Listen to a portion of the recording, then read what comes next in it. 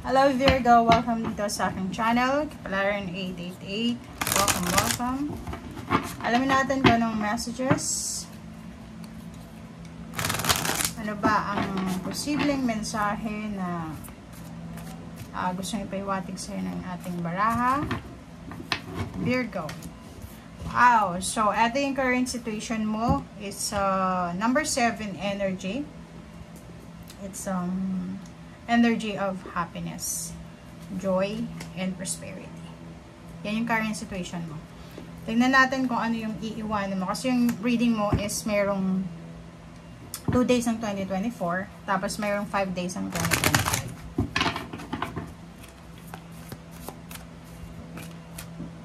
Okay. Ito yung past. Wow. Okay, Virgo. So, dito sa past mo, meron ka ditong parang pakiramdam na hindi ka kontento or medyo bored ka sa sarili mo. Okay? So, ibig sabihin niya, merong mga Virgo dito na meron silang mga pinagdadaanan dati or pinagdaanan dati sa buhay na hindi sila masaya. Okay? So, ibig sabihin niya, it's either in a relationship ka or single or pwedeng in terms of money, work, career, ganyan, ganito. Sinasabi sa'yo dito ng barahan na yung discontentment na nararamdaman mo dati ay mapapalitan siya ng kaligayahan. So, kung dati is parang feeling bored ka, yung bored na bored ka, diba? Yung feeling mo lahat na lang ng nakikita mo, nakakalungkot, walang motivation, di ba yung parang kulang sa motivation, yung paggigising mo sa umaga, hindi mo alam kung ano yung purpose mo sa buhay, ganyan ganito, and parang nakatingin ka sa kawalan, parang ganon. So yun yung past mo, naghahangad ka ng stability and balance. But dito sa current situation mo, sinasabi na you're moving out from this situation, from discontentment, from being bored, and papunta ka na doon sa happiness, celebration, happiness, good news, parang gano'n, freedom. So, nakikita ko sir dito na na-overcome mo yung 2024 or siguro yung mga panahon na hindi ka masaya, parang gano'n, ma-overcome talaga, short or talagang na-overcome mo siya. Okay.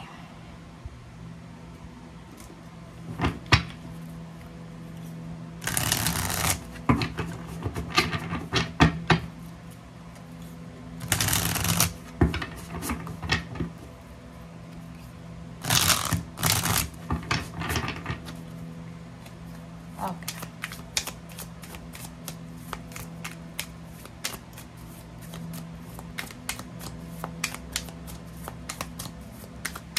Virgo, Virgo, Virgo.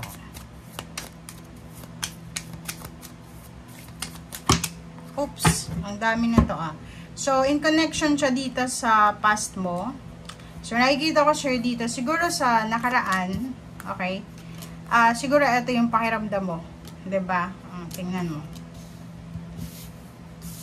Ito. So, siguro for almost 8 years or 4 years, ganyan, ganito, pagod na pagod ka sa paghihintay. Pwedeng naghihintay ka sa wala. Parang ganun. So, nandito ka sa 4 of Cups dati.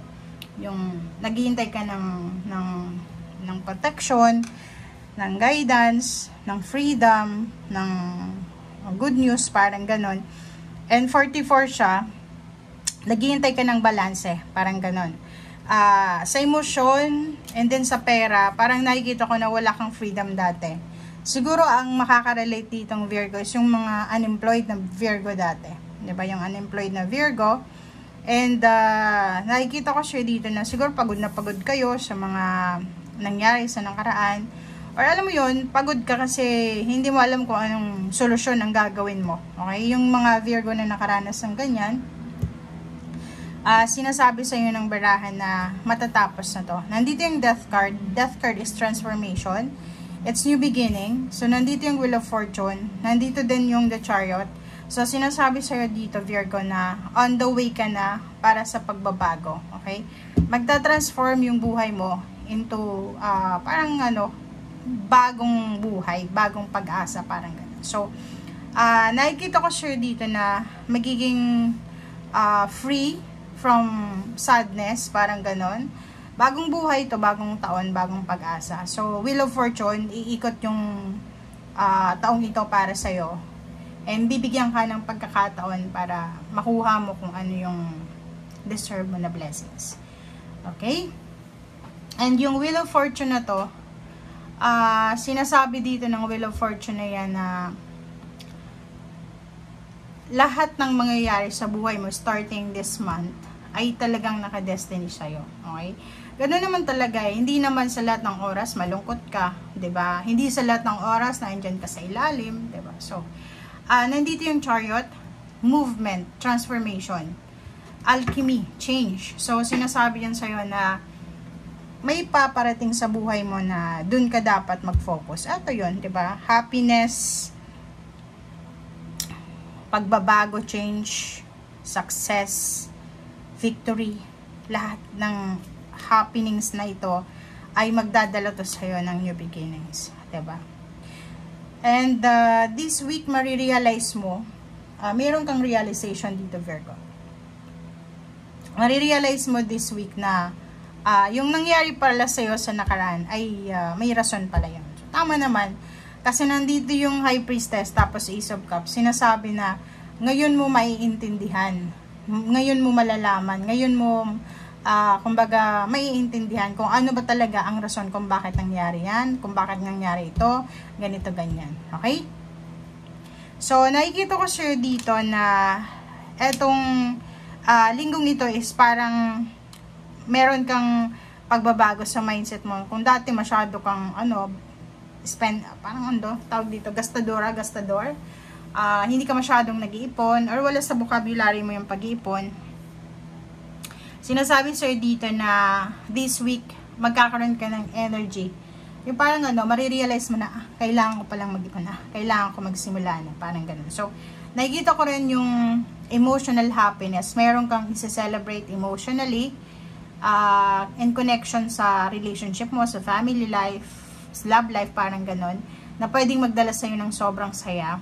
And nakikita ko sure dito na sa linggong ito, marirealize mo na napaka-importante yung pag-iipon. And at the same time, may iba sa inyo na kailangan yung mag-ipon or gusto yung mag-ipon ng pera kasi may bala kayong travel or relocation or siguro may binabala kayong gawin or gagawin. So, etong 6 of Swords na ito, posibleng sa linggong ito nasa biyahe ka or kailangan mong magbiyahe or may gagawin kang paglilipat. Lipat bahay, lipat ng career, or kung ano man to na movement. Okay? And nakikita ko sa'yo dito. Alam mo ba itong 6 of Swords, tsaka Death card, Wheel of Fortune, Chariot, iisa lang yung message nila na may magbabago, magta-transform yung buhay mo. Okay? So, thank you guys for watching. Bye!